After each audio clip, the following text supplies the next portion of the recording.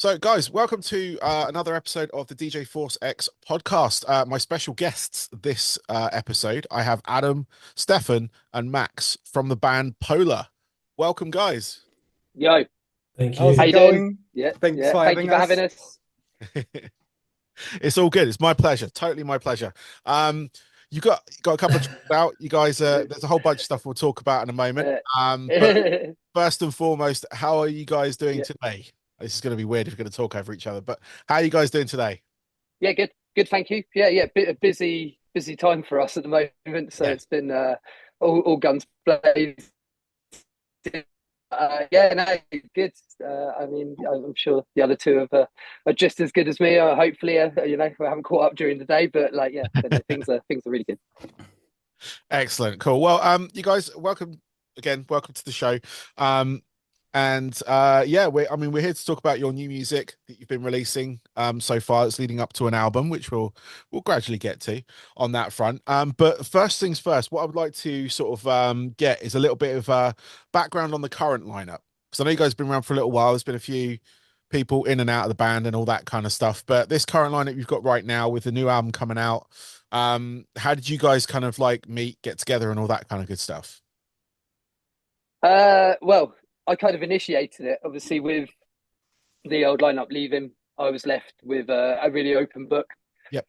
And basically, I had this idea and the real like determination to go forward. So I kind of really thought about how I would want to restructure it, and I kind of thought that the best way was to kind of go fresh with like fresh people that weren't already associated to me in my life already, so that like we could build new friendships and build something together, like have a real connection together.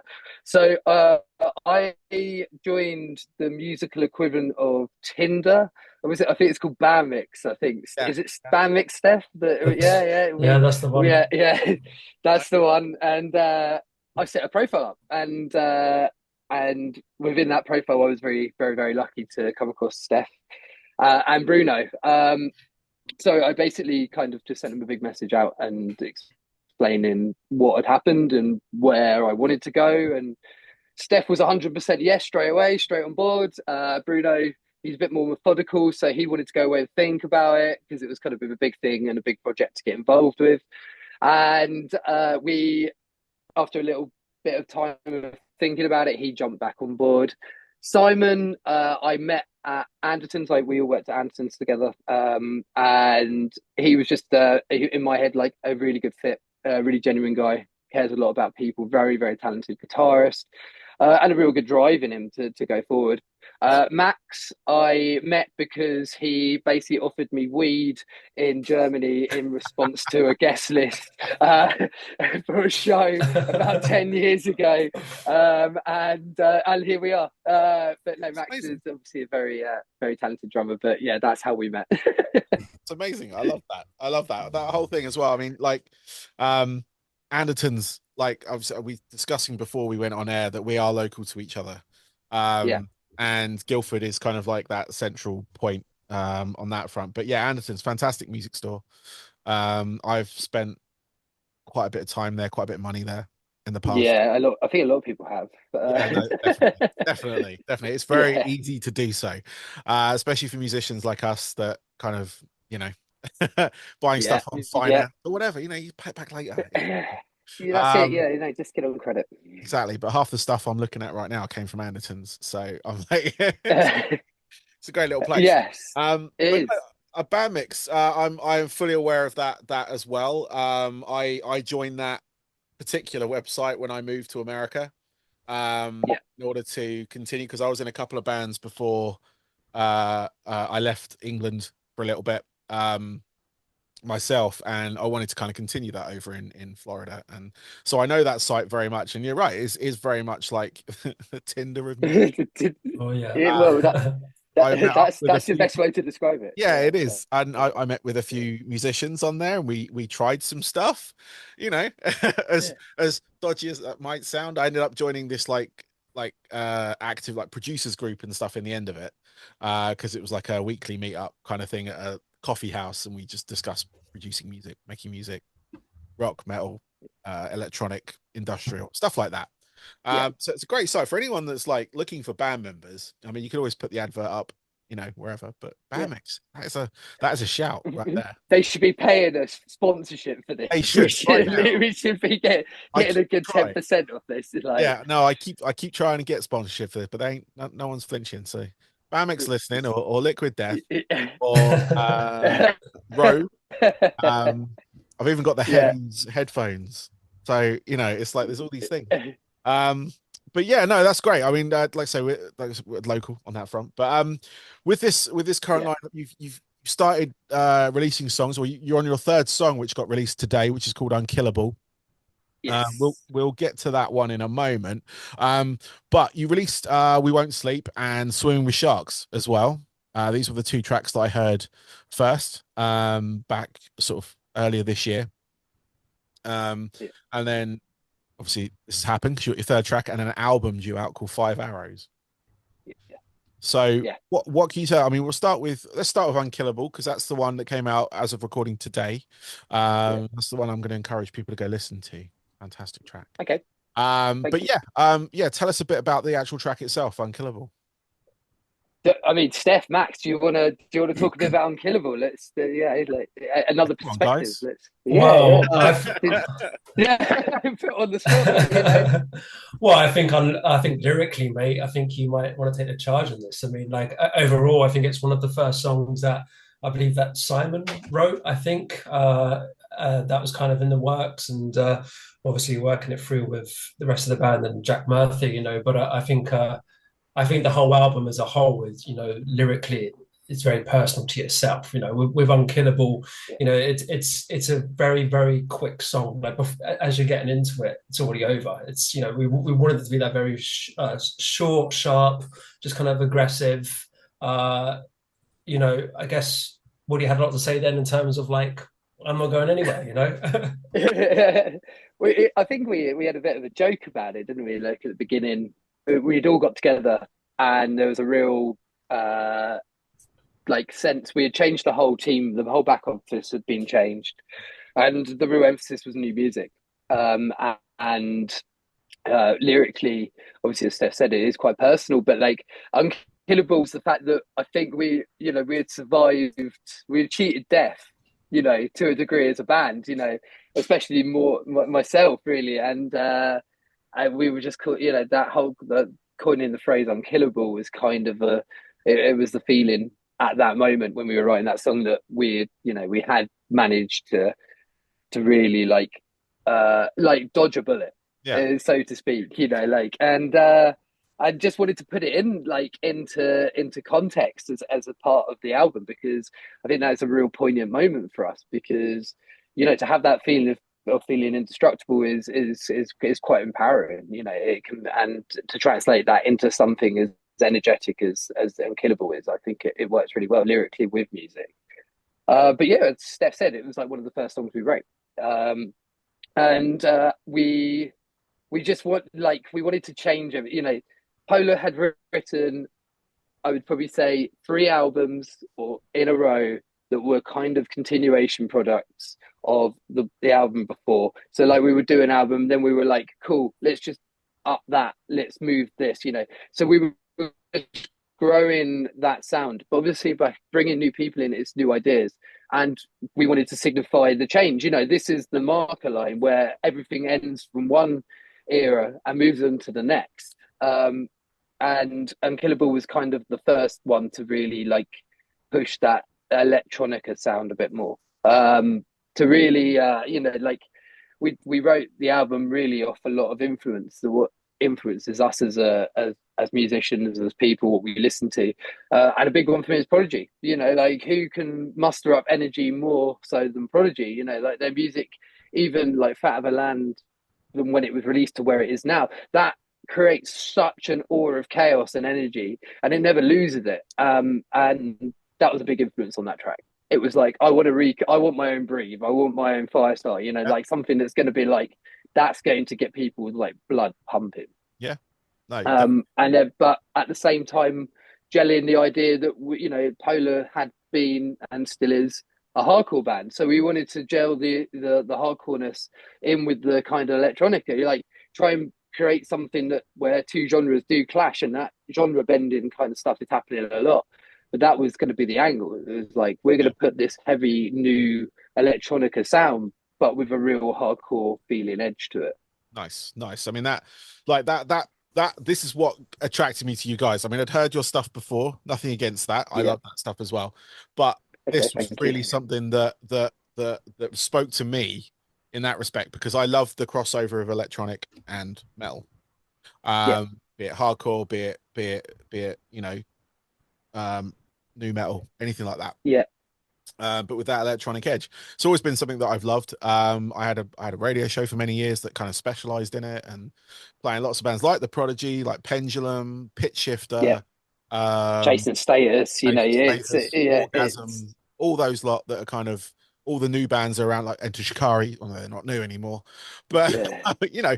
that sort of style, especially like Yeah. remixes and stuff like that. And then when I heard these tracks, I mean, I heard We Won't Sleep, and you got scratching on that one. Was it that one or was it Swimming with Shark? Yeah. It was Mhm. Yeah. um, Yeah. and that spoke to me as well because you can see behind me, just if you can, I've got turntables. Like the DJ name is real. Yeah. No, it's not anything. It's not just like and I was in a new metal band for many years back in the day. Like released albums, toured in Kerrang and Metal Hammer, all that kind of stuff. We did the whole thing. Yeah. But we were part of that new metal movement. But the UK part, so it was like us, Vacant Stare. I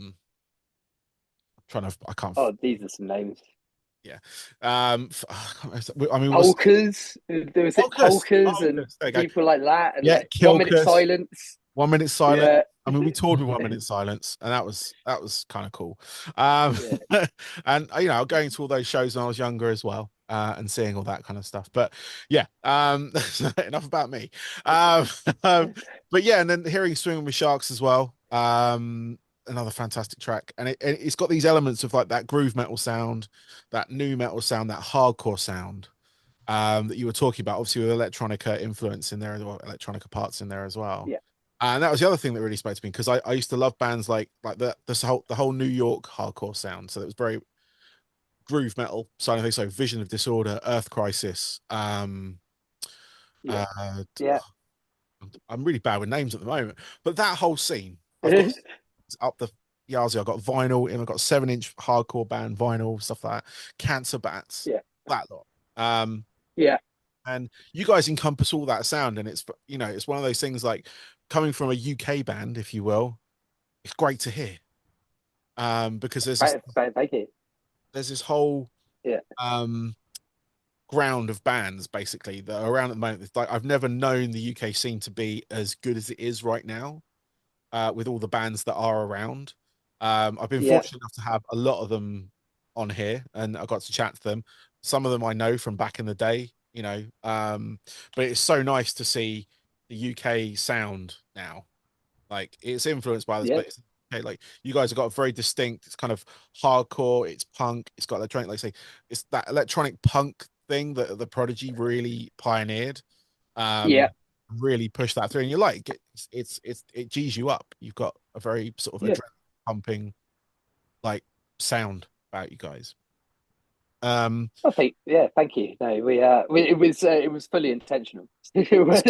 That's good. Yeah, this was this was something we all agreed on, but we all wanted to add our own perspective and like things that like elements of the sound that people were like, I really wanted to add that, or I really want to add this.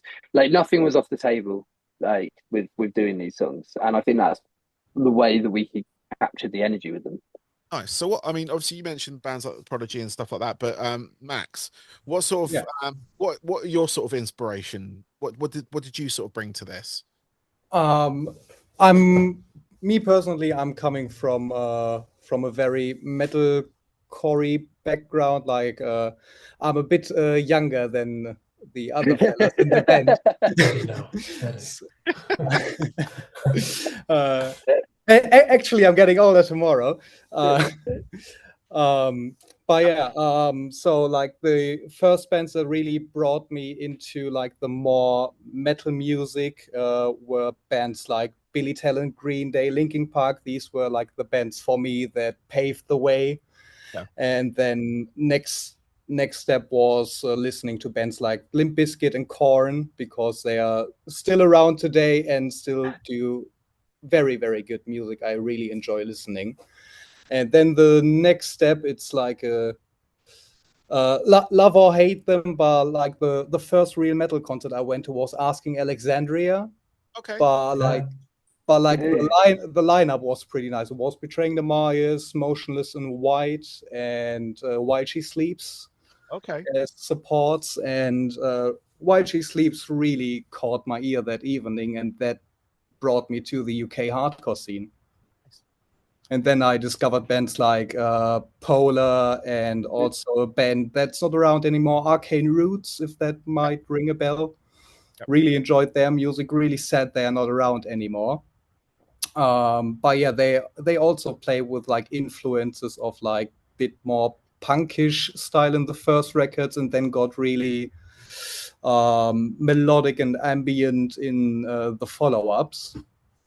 It was really inspiring for me to see a transition of a band in just like 3 records they did, I believe. Yeah. And that was also like my call back then, when I also started playing drums. Like, yeah, let's experiment with different sounds.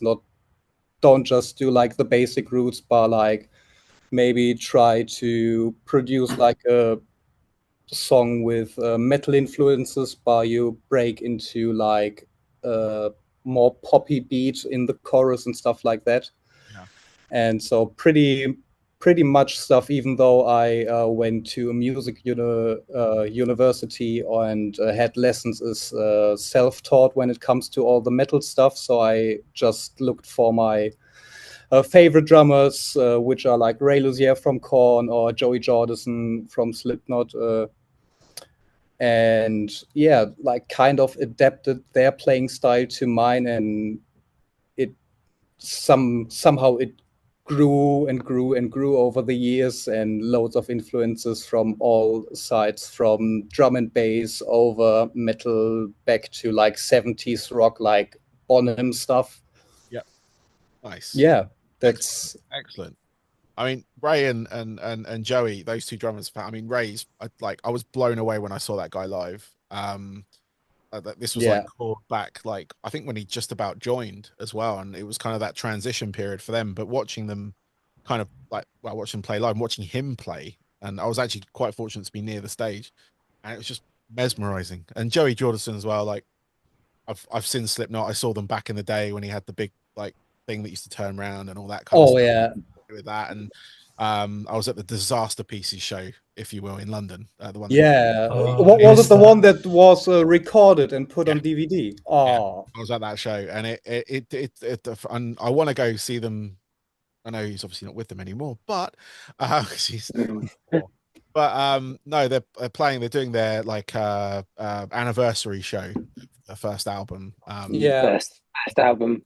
And I can't justify the ticket price. I want to go, but I was there back in the day at the London Astoria, and I got to see them in a very intimate crowd. So was I. Oh, excellent! Hey, we're both. I missed that show by a couple of years. I was there. Yeah, I was there.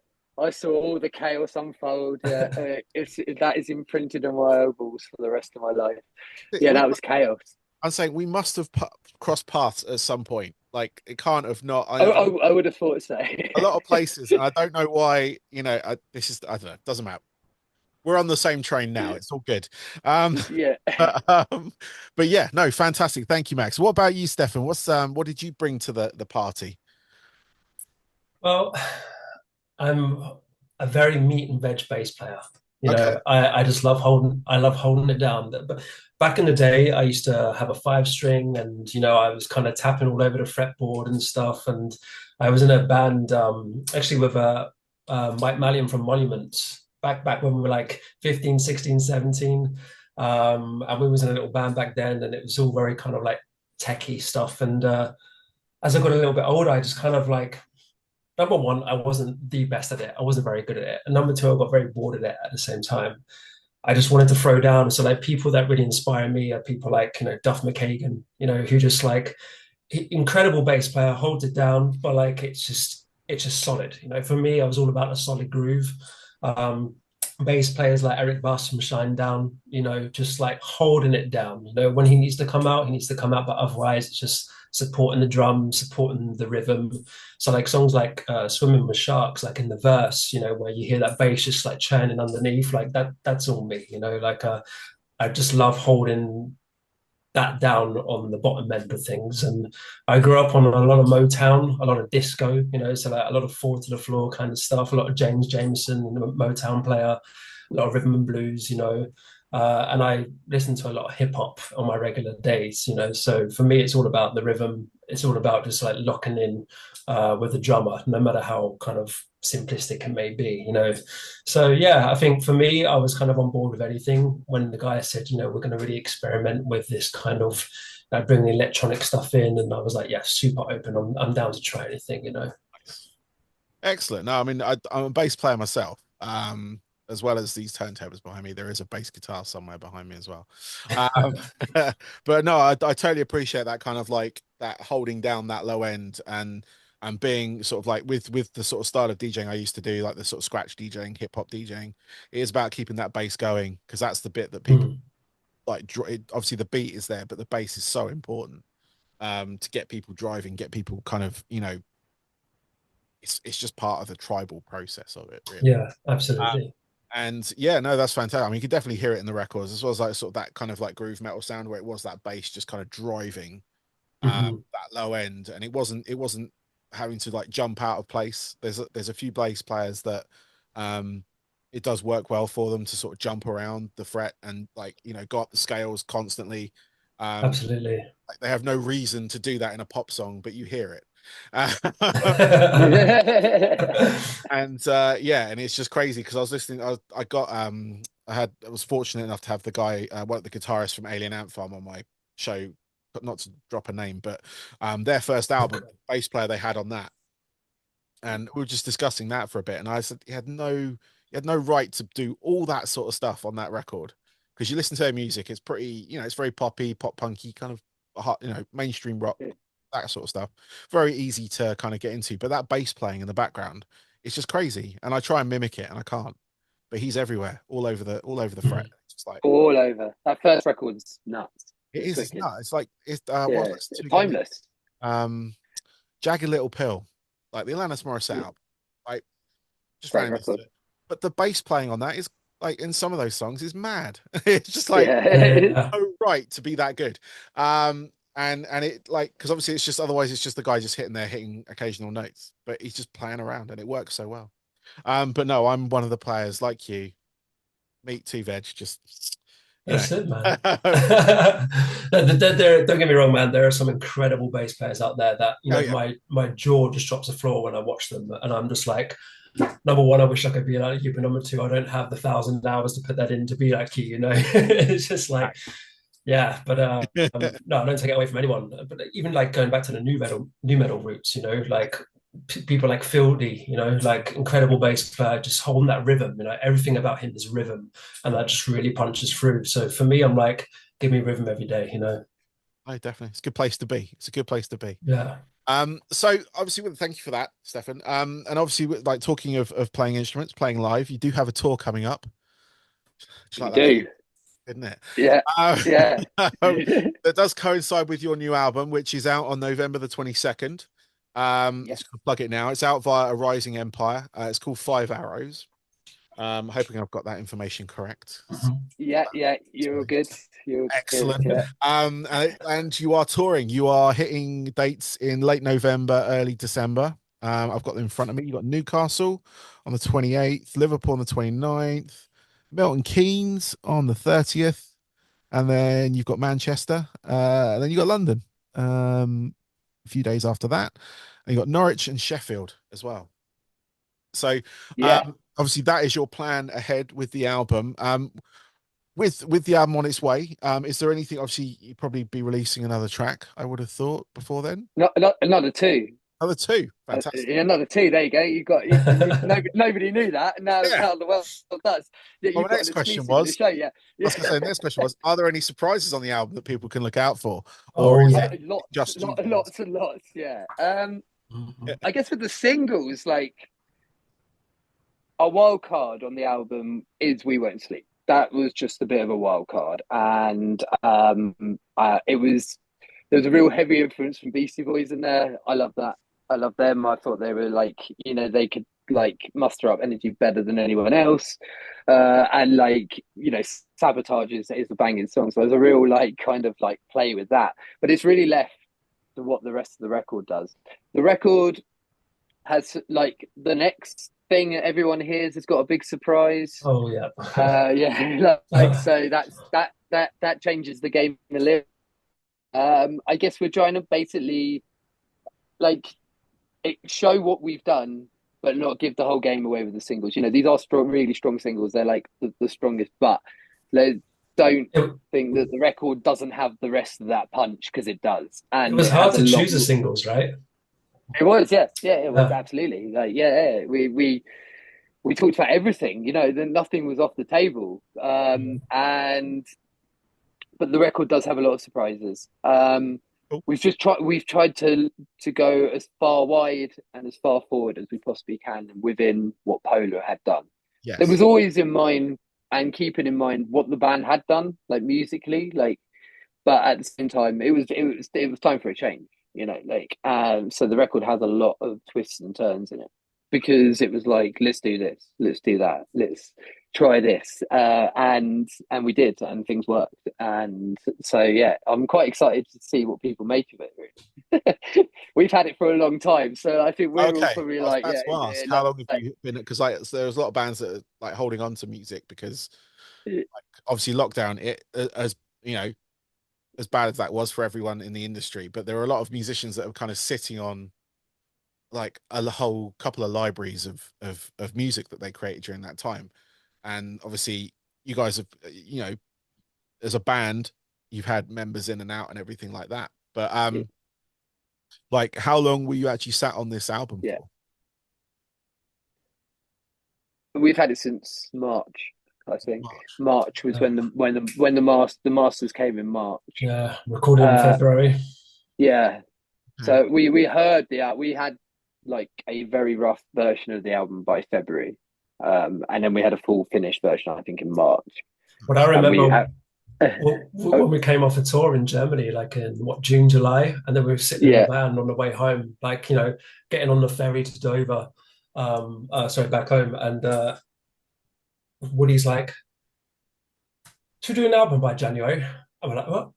Yeah, sure thing. So, like, and bless Simon, he's not on the call, but Simon, he was up like 24/7, just writing ideas, before any of us could come back with like notes or a variant of that idea or anything. He's like, I've got another three ideas, and like it was just when Simon was like, cool, we've got like 5 months to write an album, he was straight on it, like he just wrote and wrote and wrote and collaborated with us and Jack Murphy, our producer, and it happened so quick. So in terms of like sitting on it, we didn't sit on anything really. It was like, let's write an album. 4 months, 5 months later, here it is, and now it's just a campaign to release it. Nice.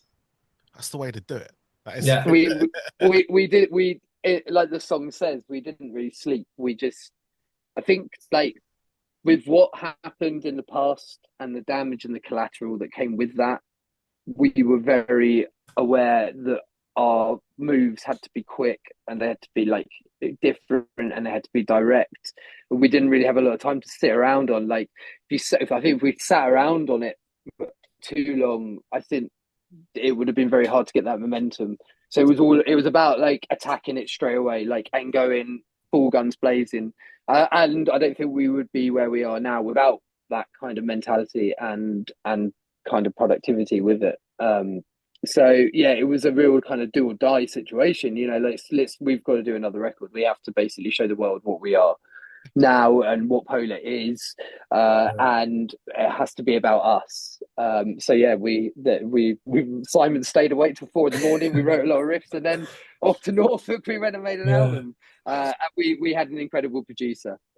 You know, I can't sing this guy's praises enough, and he needs to be talked about. But we had a guy called Jack Murphy, Crystal Sound Studios, do the record.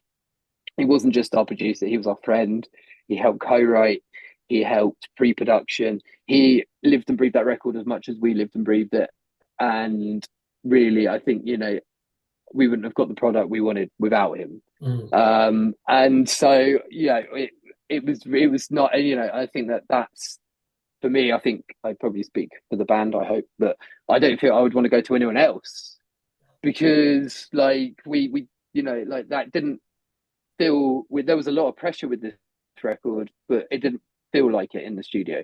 There was never a point where we felt like, shit, we've got to write the best songs we've ever written. We've got to do, that all that pressure kind of left while we were there, and Jack really pulled like all of the creative strings out for that, and made us, like, with our like input, made probably the best record that this band's ever about to release. Nice. I've never had more of a laid back time with someone in the studio than Jack. You know, I'm sure we've all been How there. was your time in the studio, Max? Oh, it was pretty lovely. Laid back was it for you? Yeah. Was it laid back? Yeah. It was pretty laid back. Yeah. Cool. I mean, it's good to find someone that like, especially when it comes to producers, someone who gets it. And the production on this sounds great. I mean, like I said, the 3 tracks that I've heard so far, absolutely fantastic in that respect, production wise as well as songwriting wise. I was going to ask you back, actually, is there actually a DJ on that track, or is it something that was pre-programmed on We Don't? Are you looking for a job? I'm just asking. I like, because it's something I used to do, and I don't know if it was anyone specific. No, that was a sample. Okay, I will be honest on that one. Yeah, no, a sample that was made out of cutting up a guitar part, to the best of my knowledge, I remember from February. Yeah, I remember that, actually. Yeah. So yeah, it was a guitar part. It was a palm muted kind of like strum on a guitar, which is in the song. And I think Jack took that away and pulled it apart, added a lot of different effects onto it, ran it through a couple of different other like plugins, and then that basically became the scratch. So the scratch isn't actually a DJ. It's not fully programmed, but it's actual guitar part that's just been kind of fucked with. Yeah, Jack's a wizard with those guitars, man. Like, well, we had a problem at one point when we was tracking, and there was a grounding issue of one of the guitars, and he pulls out this big wiry tin foil, and Bruno's sitting there with this tin foil in his toe and in his little finger, and it just sorted out the grounding issue. There was no noise, there's no hum, and Jack was like, well, until we can get this fixed, here you go, here's a long old piece of tin foil, attach it to your foot, now put it in your pinky and play it. And like, Bruno's sitting there, and I think Simon as well, sitting there like playing 3 or 4 songs with this long line of tin foil just grounded it. He's a wizard with them guitars. I think there is a picture. We'll have to get that up. I'm sure. I'm sure from our time there. Apply on social media. Yeah. He said he learned that trick from he was recording a Lecky, and there was another problem with that person's guitar, and the electrician was just like, yeah, get me some tin foil to sort it out, just because he knew how to ground himself. You know, it was great. I mean, it makes sense, but yeah, still like that ingenuity in the moment, and you're like, oh, let's try that, and then it's insane. Yeah. It looked ridiculous. Yeah. Like, got this attached to my foot and my, but yeah. You should just wrap the whole person in the tinfoil and get in the tinfoil. That could work. You know, it might be quite warm, but it could work. Good gimmick, I'll tell you that. You'll end up with a turkey. It's a good, tinfoil, man. I don't know if that's the route we should go just yet, but you know, if things do nosedive, there's options. Have it in your yeah. Definitely. I've got one random thing actually, just because we are local with you. You probably remember that because it must have been a little while ago. But one of my friends, Jason, you asked him, or your band asked him, to make a cookie cake when you first played Download. Do you remember that? Probably not. Yes. Okay, you Yeah, I do. I do remember that. I didn't ask for it, but I remember it being talked about. okay. Now, Download was nearly 11 years ago, I was so gonna I'm say hoping, it's probably like if they're one. listening, it'd be nice, not nice to get an invite. I think now, I think 11 years Yeah, is enough time in yeah. purgatory. Let's go back to Download. But yeah, so I remember it being talked about. I also remember that was one of the more drunk experiences of my previous life in the band. So, in context, well, Fallout Boy were playing. I wandered off after drinking a lot of Fireball whiskey. I'm not like this anymore, luckily. And we hadn't played yet. We were playing the day after. I materialized. It was a Saturday night. I materialized. From what I can only guess is I've taken out one of the full stands of mustard, and I've taken this whole stand over, and I'm covered in mustard, and found myself in the camping area when I wasn't supposed to be in the camping area, and then proceeded to demand to go home. I hadn't even played the gig yet, so yeah, that might explain how Download was for me. Oh, But I do remember it being talked about. okay. Apparently Yeah, he made yeah, a cookie cake for you guys. He's one of my friends, one of my DJs that I DJ with in Guildford, and Schism okay, is one of our new. He's our newest DJ of our crew. But yeah, he's also a chef and cook and such in the other sort of part of his life. But yeah, he yeah, mentioned that the other day because I posted your music up in our Schism forum as like we do like a new music Friday type yeah, thing, and I posted up Unkillable cool. this Well, morning. thank you. And he mentioned that. So I just suddenly realized I just saw the bottom of my notes, cookie cake, and it just sort of came to Yeah, mind on there. So I just thought I'd ask. I I didn't get. realize you Yeah, may have like it remembered or it not, it, but it might have materialized. If it didn't did, get any. I might have eaten some. Okay. Can't 100% guarantee it. Fair enough. Fair It's enough. a little bit hazy, some of that. But if he wants to make another one, if you're listening, Jason, I'll take another cookie cake. Okay. Like, we've Yeah. got a new era to celebrate, Yeah, new definitely. era, new cake. Yeah. I'll definitely make That's sure he gets that message. Uh, Cool. Well, guys, I've got a couple of questions left for you guys. yeah, That's all right. Before I let you go, in this fine Friday evening that we're having. But yeah, this is yeah, more about you guys individually. I've got these kind of like wrap up questions. I've briefed them up because there are three of you. Because normally I ask for three pivotal albums from my guests. But I'm gonna ask for one each from each of you. Now, when I say pivotal album, okay. I mean the album, or it can be a track that you heard that like made you want to do what you do. And that could be playing bass, playing drums, singing. That could Yeah. be it made me want to go out and skateboard. It made me want to go out and whatever. But if you can name that album or track, like I got one, just one from each of you will do, and a little explanation behind it, what it kind of did for you. Steph, do you want to start? We'll Yeah, go along the line. absolutely. Well, as I mentioned earlier on, I think, I grew up on my mum's music, very 60s, very disco. But then when I discovered kind of like rock, heavy rock, metal, it was actually Black Sabbath's Paranoia, Geezer Butler's bass playing, especially on like the track like War Pigs. I was just kind of like, what on earth is this? Like just to hear him like run up all of those kind of like minor pentatonics, where Tony Iommi's like soloing over the top of it. And then like, General's gathered. I was like, what on earth? And yeah, I think Geezer's bass playing, and then that kind of from there, I was like, oh, what's this? But I think it was definitely Black Sabbath's Paranoia, and then I got into like some new modern stuff like Korn, Slipknot, and then I discovered Lamb of God, and their album As the Palaces Burn. It's probably my favorite metal album to date. But yeah, Paranoia by Black Sabbath, that was my kind of gateway drug. Fantastic choice. Fantastic band. Yeah, that album, brilliant. Yeah, I mean, there's not much else you can say about Black Sabbath, really. Ah, yeah, They are the inventors Yeah, of what we do. Um, so yeah. they're the godfathers of that we hold dear in heavy music. So, yeah, no, fantastic choice. What about you, Max? What was your sort of pivotal album? Oh, it was probably Dookie by Green Day.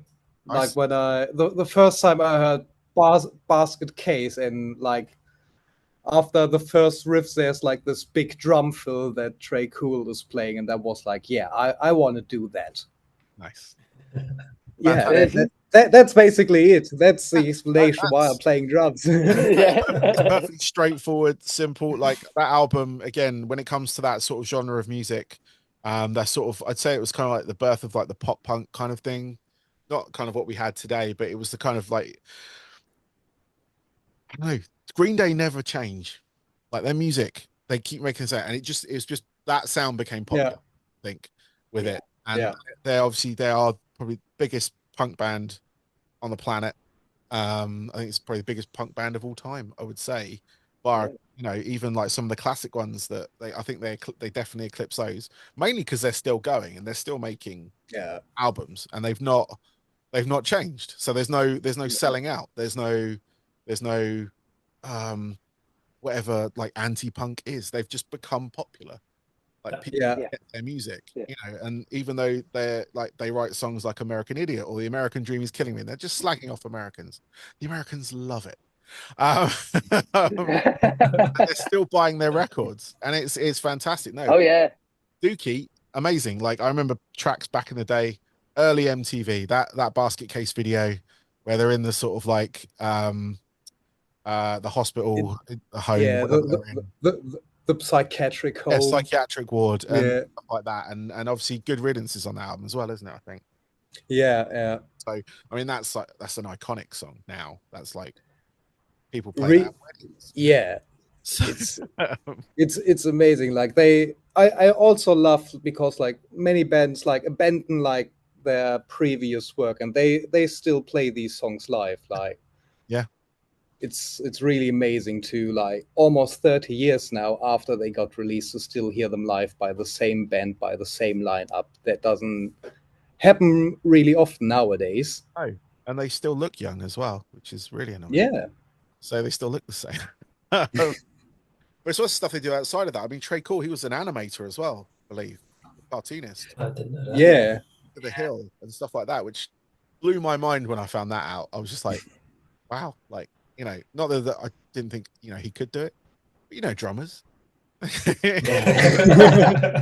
Yeah, when you see him act on stage, you don't think that he at any point in his life did something like with this Yeah, more seriousness. yeah, crazy, absolutely crazy. Well, thank you for that, Max. And I'm going to call you Woody this time because everyone else Yeah, seems. go for it. Yeah, yeah, go for it. Yeah. What was yours? What was your breakthrough? Mine was good. Glassjaw. Everything you wanted to know about silence. Yeah, I heard that, Yes. and that was like, yeah, I was an angst-ridden kid, and I had never heard someone brutally scream their angst-ridden words as much as Daryl Palumbo did, and I was like, boom, yeah, that's what I want to do. You know, that's yeah, it captured me straight away. You know, and they're historically still going. They've morphed. They're quite inspiring in the sense that that band has changed its sound and it's changed what it wants to do, and it constantly changes. So, but like that record is flawless to me. Yeah, no, I mean that record is it's always that thing of like you listen to it and goes like, who hurt you? Who Yeah, fucking yeah, like, you know, made you this angry? And it was like it was the yeah, epitome of like, I mean, you talk about emo music and stuff like that, and that sort of came out after it was like the post-hardcore movement, and yeah. that's where emo kind of came out of that, kind of that mix with a bit of the pop punk that was around at the time. But Glassjaw with this like them and like Thursday and stuff that really had like proper emotive lyrical content, Yeah. and like with Glassjaw it was just the velocity and the aggressiveness that Daryl had. I mean the music itself Yeah. was that, you know, it was solid on that front, but it was also his vocal style. Like 1 minute he's melodic, he's and Yeah. he's just batshit fucking going off. You know, he's going to kill you if I can't have you. No one will. You know, there's a line from one of their tracks. You can hear his vocal cords stretching on that record. Yeah. I swear to God, see, he is gunning for that microphone all the way through, and there's no let up. No, it's just like you get through the whole thing, and you're just like, yeah, it's just like spellbound by it. But yeah, made me want to be a vocalist. Nice. You know, he really inspired me. Like, really captivated my idea. You know, so it was good. It was a great record. You know, I still listen to it now. I saw it live 2 years ago in London in its entirety, and yeah, that was probably one of the best shows I've ever seen. Because it was straight after the pandemic, and like it was the album, and there were songs that they never really played live. All the times I had seen them from that record, and it was nice to sort of see them do the whole thing and like tick the boxes. Nice. I missed them on that one, and before I had tickets to see them many moons ago, but they kept cancelling shows because he's got is it Crohn's? Crohn's disease, yeah, Crohn's disease. So every time he came over to England, it just flared up, which is not surprising considering our food. So, but yeah, no, I think I did catch them once. They were like support for. Who were they support? I can't remember. It was at Brixton Academy though, and they just didn't have the sound. Oh, Deftones. Deftones. Was that Deftones? White Pony. Yeah, Deftones. White Pony release show. Yeah. They opened that. Yeah. But yeah, I was at that show, and they just didn't have the sound. Like I could see them; they were jumping around, doing everything, but the sound in that venue is hit and miss sometimes. Not so much these days. I've been there more recently, and they seem to have sorted out leveled it. Whatever they've done. They've done something. But yeah, anyway, fantastic band, fantastic album. I love that and their follow-up as well. Worship and Tribute. That's the one. A great album with like Cosmopolitan, Blood Loss, and all that kind of stuff on it. Yeah. Tip your bartender. All that kind of fantastic. Yeah. Well, thank you for that one. 3 fantastic choices there. And now finally, another one for each of you. What are your hobbies away from Polar when you're not making music? What is it that you are into, or what do you do that kind of get away from it? I mean, Steph, do you want to start again and then we'll do the line? Well, my profession, I'm a tattoo artist. I kind of specialize in kind of like fine line, but a hobby that not a lot of people know. I'm actually an oil painter as well. I like doing landscapes and like plein air, which people don't know. Plein air means like painting outside. I've won a couple of awards, things. I've had to put it a little bit on the back burner, just because of work is so busy, and I'm not complaining with Polar being so busy as well, but I find it hard to paint these days, but I'm never more happier, when I'm not doing music, just to paint. Put me in front of an easel, some oil paint, put me outside. That's really where I feel kind of like at peace in myself, when I'm just painting. But yeah, I think like outside of music, painting is probably like one of my main hobbies. Yeah, I should have clocked that behind you actually. Now looking. Well, your back. Actually, there it is. Well, this is actually my girlfriend's piece. Actually, yeah. She's a painter as well. But all my stuff is neatly packed away. Okay. Fair. Cool. No, that sounds really impressive. Like, anyone that can paint and stuff, I'm always in awe of, because my hands just shake and they just, I've got the geeky little thing with the Warhammer models, and I try and paint those, and they just like, yeah, it doesn't work. Oh, so I couldn't do that. No, but for me, like I love like impressionism, like big paint strokes, like Monet, those kind of things. That's the stuff that I really like to do. Yeah. Nice. I do enjoy my trips to various art museums with the family. Yeah, man. As kids don't, but sometimes they're into it. But I just love seeing that stuff. So, yeah, no, fantastic. Sounds good. I'm gonna have to check out some of your work if it is award winning on that front. With your tattoo artist stuff as well. I mean, that's a cool thing. I've had a few tattoo artists on the show previously. Yeah. And just as part of the thing, I had one last week, in fact, guy called Sean Phillips. He's in the band called LeBrock, which are like a rock band. And he's based up in Peterborough, but he's a tattoo artist. Oh, amazing. Yeah, it's super freeing as well.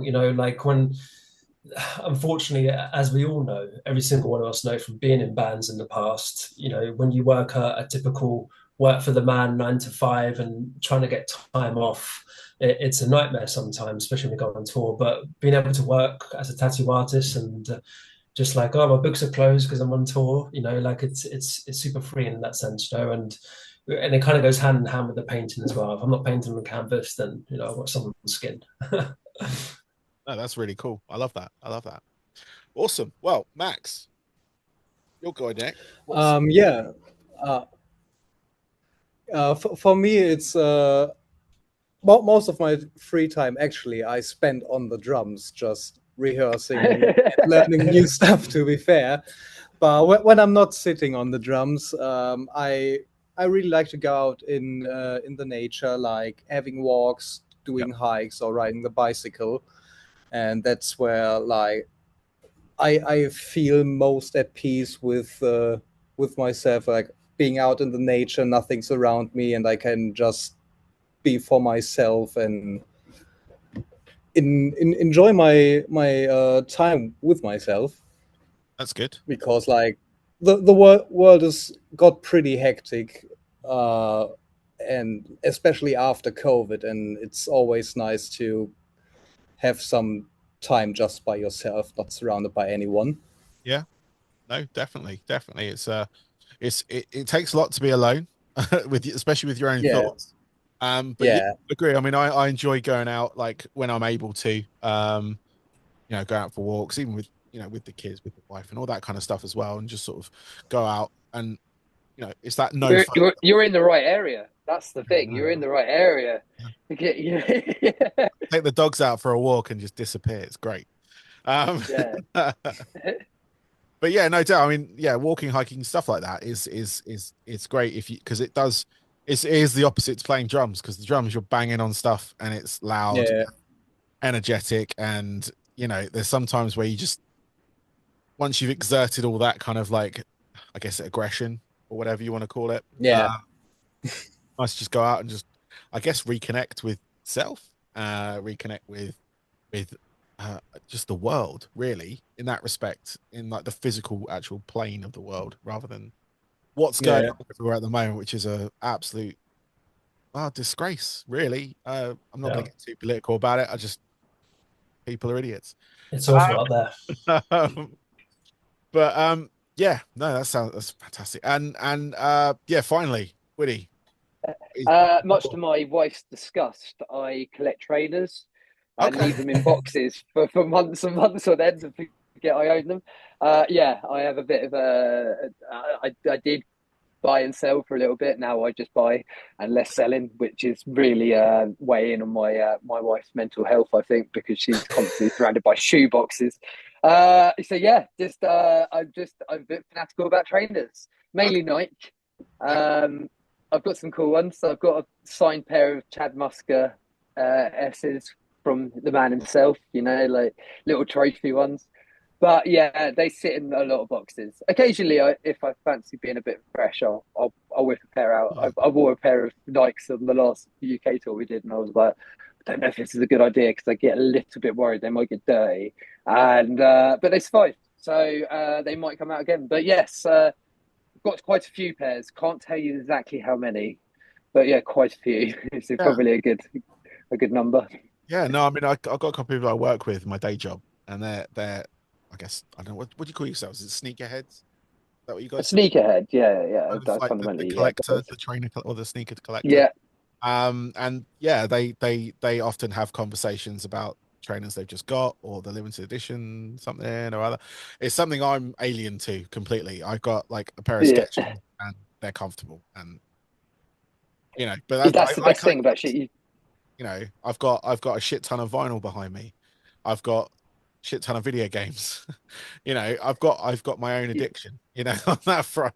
Yeah, that's it. Yeah, just it's one of those things. I just ended up liking a pair, buying a pair, liking a pair, and then you obviously get dragged into something, and Yeah. before you know it, you've got enough shoe boxes to build a wall on the side of your house. But yeah, it's slowed up. The addiction is slowing up. luckily. Okay. You know, It's only because you're running out of room. You're running out of room. I sought help. I spoke to some people, professionals, and yeah, and you know, the purchasing has slowed up massively in the last couple of years. But yeah, just ended up with loads of pairs of trainers. Some that I'm like, cool. I forgot I'd even own these. Nice. Oh, yeah. Have you got any double pairs? Like No, I haven't gone that far. I okay. think that might come with divorce papers. So you know, so no, yeah, I just just single boxes of one pair at a time, I think. Yeah. Yeah. Cool. Well, guys, thank you very much for your time this evening. I do appreciate it. I No, thank you. It's a Friday night, and you know, obviously you do have music to promote and everything, but no, I do appreciate it on that front. And good luck with everything. I look forward to hearing the complete album as and when it arrives with us, which is the 22nd of November. That's it. Probably to pick up a piece of vinyl, as I tend to do with these things. It's worth it. The artwork's wicked. Yeah, I was going to say, it's all available Bruno, pre-order on your website, isn't it? So yeah, you can pre-order it now. Unkillable is obviously available. Yeah. Like I said, there are a couple more singles coming, so anyone listening to your podcast, you know what you're coming with. Yep. But yeah, very excited for it to finally see the light of day. Fantastic. Well, Woody, Max, Stefan, thank you. Thank you. Thank you, man. Thank you. No worries. Have a good rest of your evening, guys. And you. Take care. You too. Yeah.